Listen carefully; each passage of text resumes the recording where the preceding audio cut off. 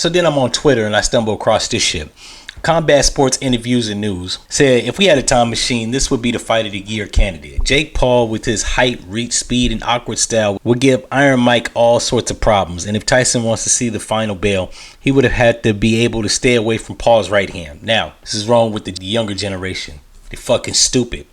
If you ever watched a highlight reel or you watched a real fight in person, circa 1988 to 1993, Mike Tyson was fucking people up. This is the only nigga that says that he went out running and jogging at 4 in the morning when it was pitch black. Right? You gotta be a fucking psycho to go out jogging in the streets of New York back in 1988 at 4 o'clock in the morning.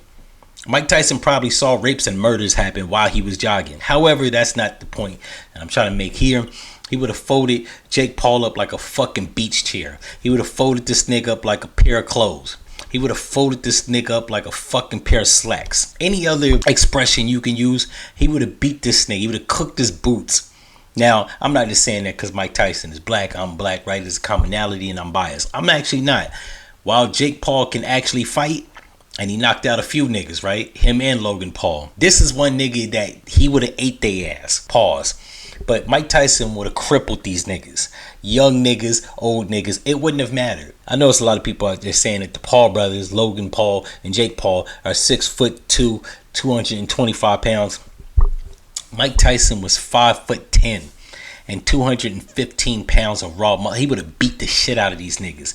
It wouldn't have mattered with height. He would have beat it was 3 things that Mike Tyson was leading the league back in the 80s and 90s with: street edge, fearlessness, and a little bit of psychoticness, right? These niggas, while they are in shape, right, they box, they've been working on the right hand, these niggas aren't crazy. Mike Tyson was fundamentally and functionally crazy, which meant that as crazy and psychotic he may have been, he knew how to contain that shit and unleash it strategically. These niggas would have got ate alive. And then second of all, I don't know who the fuck put this Photoshop picture up. They need their ass for, right? Because Mike Tyson would have beat his ribs up, then uppercutted this nigga to death. I know everybody likes to think that there's a great white hope, and there's a lot of brothers that have been looking bad in the ring, right? Deontay Wilder, several other niggas. Gervonta Davis still looks good, but he's a little nigga. That don't count.